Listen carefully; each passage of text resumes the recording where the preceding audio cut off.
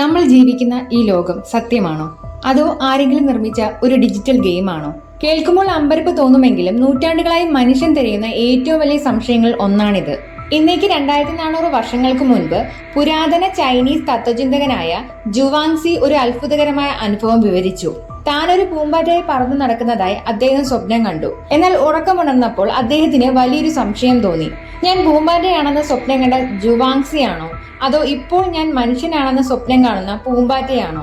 ഈ ലോകം ഒരു മായയാണെന്ന ആശയം പണ്ടത്തെ ഭാരതീയ തത്വചിന്തകളിലും ഗ്രീക്ക് ദാർശനികനായ പ്ലേറ്റോയുടെ ഗുഹാപ്രതീകത്തിലും നമുക്ക് കാണാൻ സാധിക്കും. നമ്മൾ കാണുന്ന കാഴ്ചകൾ വെറും നിഴലുകൾ മാത്രമാണെന്നും യഥാർത്ഥ ലോകം ഇതിനൊക്കെ അപ്പുറമാണെന്നും പ്ലേറ്റോ അന്ന് തന്നെ വാദിച്ചിരുന്നു.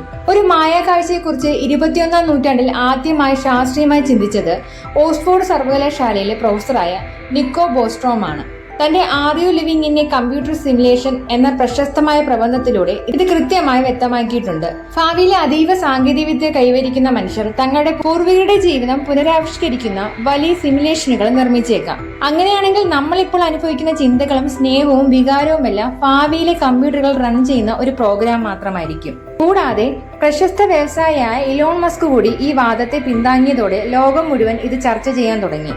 ഇലോൺ മസ്ക് പറയുന്നത് ഇങ്ങനെയാണ്: വെറും 50 വർഷങ്ങൾക്ക് മുൻപ് സ്ക്രീനിൽ 2 വരകളും ഒരു ചതുരക്കട്ട പന്തും മാത്രമുള്ള പോങ് പോലുള്ള ഏറ്റവും ലളിതമായ ഗെയിമുകളെ ഉണ്ടായിരുന്നുള്ളൂ. എന്നാൽ ഇന്ന് ലക്ഷക്കണക്കിന് ആളുകൾ ഒരേ സമയം കളിക്കുന്ന യാഥാർത്ഥ്യത്തോട് അടുത്ത് നിൽക്കുന്ന 3D വീഡിയോ ഗെയിമുകളിലേക്ക് നമ്മൾ വളർന്നു. സാങ്കേതിക വിദ്യയുടെ ഈ വളർച്ച തുടർന്നാൽ ഭാവിയിൽ ഗെയിമുകളും യാഥാർത്ഥ്യവും തമ്മിൽ തിരിച്ചറിയാൻ കഴിയാത്ത അവസ്ഥ വരും. അതുകൊണ്ട് നമ്മൾ ഇപ്പോൾ ജീവിക്കുന്നത് യഥാർത്ഥ ലോകത്തിലായിരിക്കാനുള്ള സാധ്യത 100 കോണിൽ 1 മാത്രമാണെന്നും ബാക്കി 99.9% നമ്മൾ ഒരു കമ്പ്യൂട്ടർ സിമുലേഷനിലാണെന്നുമാണ് ഇലോൺ മസ്ക് വാദിക്കുന്നത്. മായ കാഴ്ചകളുടെ ലോകത്താണോ നമ്മൾ ജീവിക്കുന്നത്? ഇതുപോലെ എന്തെങ്കിലും വിചിത്രമായ തോന്നലുകൾ നിങ്ങൾക്കുണ്ടായിട്ടുണ്ടോ? നിങ്ങളുടെ അഭിപ്രായം താഴെ കമന്റ് ചെയ്യുക. ഇത്തരം കൗതുകരമായ വിഷയങ്ങൾ അറിയാൻ ചാനൽ ഇപ്പോൾ തന്നെ സബ്സ്ക്രൈബ് ചെയ്യുക. വീഡിയോ ഇഷ്ടപ്പെട്ടാൽ ലൈക്ക് ചെയ്യാനും ഷെയർ ചെയ്യാനും കൂടെ മറക്കരുത് കേട്ടോ.